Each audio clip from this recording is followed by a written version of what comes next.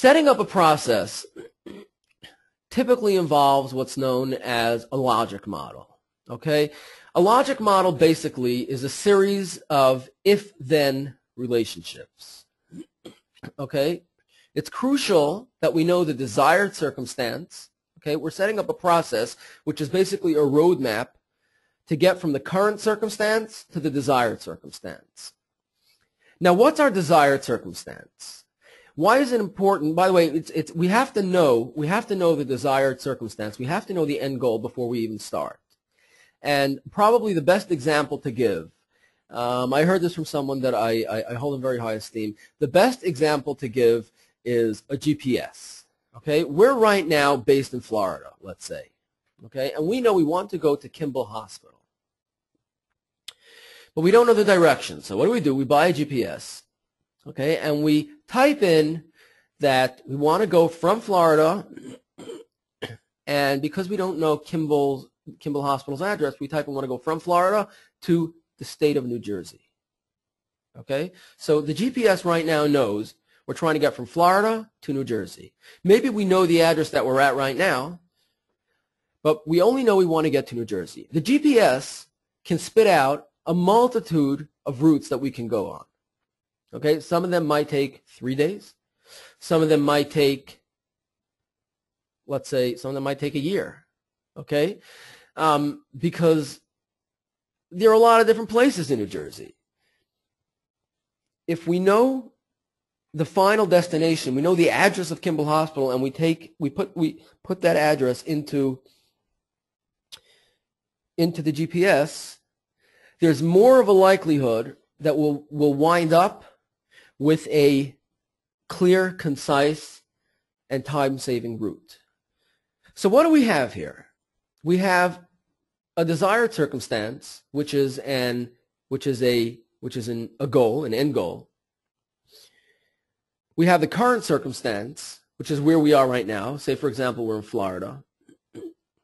We're going to need inputs. Okay, we're going to need inputs. We're going to need a GPS.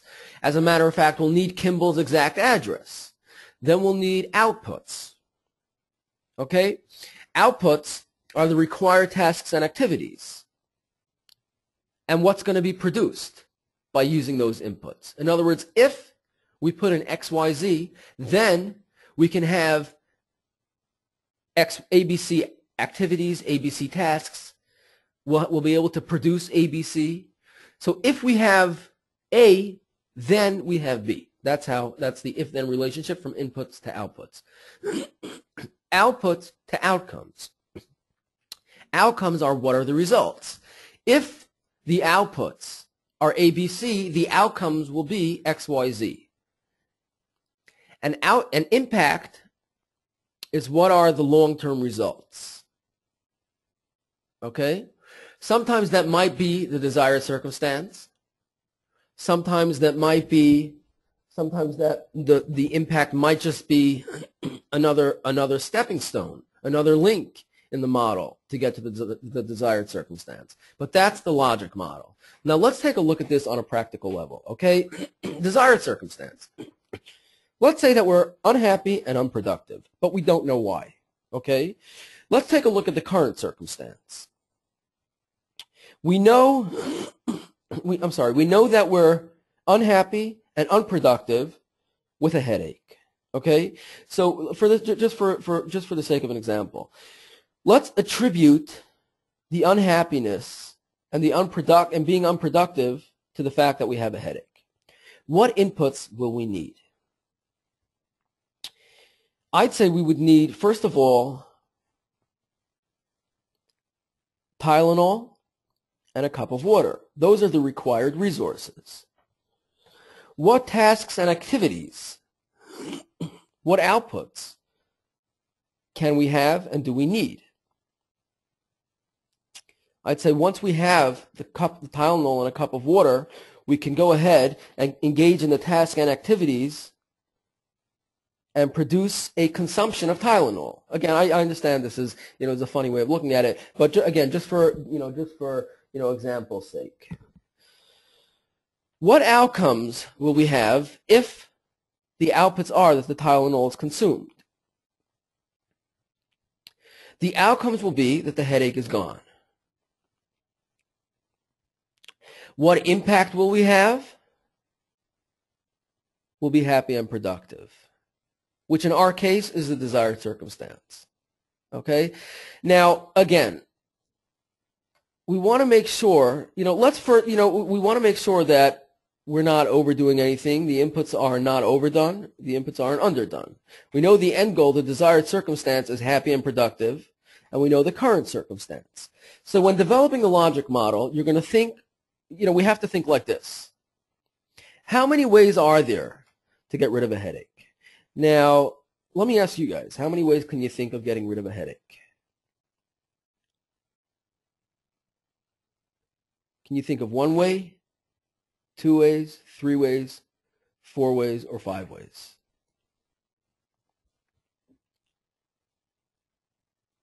Okay, I see 20% of you can see 5 ways. Wow. 40% of you can see 3 ways.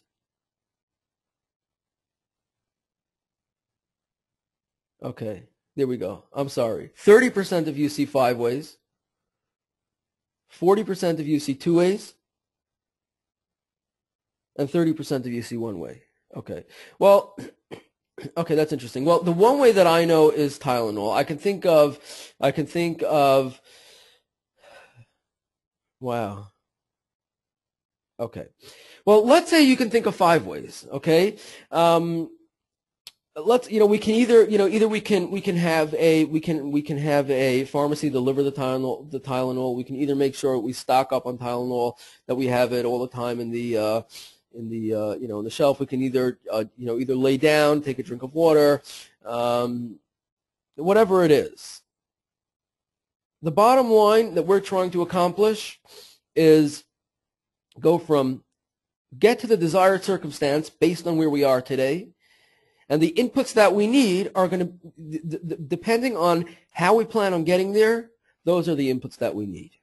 Okay? Let's take a look at setting up a logic model or setting up a process for each tier of the processes. Okay, the management process. Again, the management process is the process that develops the overall strategy and defines the functions. Okay? Some management processes might be, developing corporate governance plans. Some might be strategic planning, maybe risk management. Let's take an example. We know, we know that there's a lapse in management, and we know we want solidified management. Our goal right now is to make sure we have a solid managerial, solidified, a solidly managed agency. Okay. The current situation is a lapse in management. We need inputs.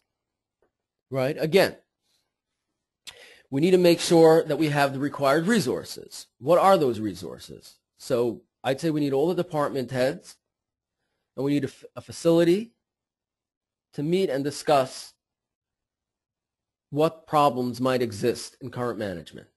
Okay? We need to identify the problems. But the inputs are going to be the department heads are going to meet and discuss. The outputs will be discovery of managerial lapses. The outcomes will be we can now develop management procedures. The impact will be enhanced management, which will give us solidified management. Next, operational processes. Again, the operational processes are the processes that implement the outcomes of the management process, right? So, for example, once the management processes, the managerial processes developed a strategy, the operational processes will go ahead and implement that strategy. They're going to develop processes to implement that strategy. Some examples might include developing a production process, perhaps developing a distribution process. Let's go back to the example of management. Okay, let's say that our goal, the outcomes of the managerial processes were that we need a strategy for employees to come on time. Okay, so that's the goal. We need employees to come on time. The current situation is employees come in late. The operational process will be set up as follows. Inputs. Again, this is just an example. It's possible there are other ways. We'll need a time clock, and we'll need training for the time clock. Okay? Then the outputs will be employees can document the time they come in. The outcomes will be employees get paid for the time they work. So that's an incentive, right? The impact will be enhanced management. Why? Because employees come on time. The third tier of processes are support processes. Support processes are the processes that support the operational process. Okay, so some support processes might include tech support, maybe accounting, perhaps a call center. Now let's go ahead and take a look at this again in the context of our quest to enhance management. Okay, we need to make sure, in order for employees to get paid for the time they work, we need to make sure they can clock in, right? So we know we need a time clock, but we need to make sure that the employees know how to clock in. We need to make sure that there's no problem that there's no time clock for employees to clock in. So again, the goal is that employees should be able to clock in. The current situation is there is no time clock. Okay? So the inputs will be a time clock and a tech to install the time clock. The outputs will be time clock is up on the wall. The outcomes will be employees could clock in.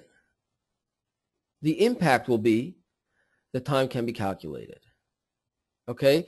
So there you go. Those are the three tiers of processes that all agencies and all businesses are focused on. Again, these processes are what consume the resources of an agency. Now, going back all the way to the beginning, okay, efficiency is getting more from less. Okay? So when we go ahead and try to set up those processes, efficiency is taking the lowest level of input to achieve the maximum level of output. Okay? Again, these processes are the only thing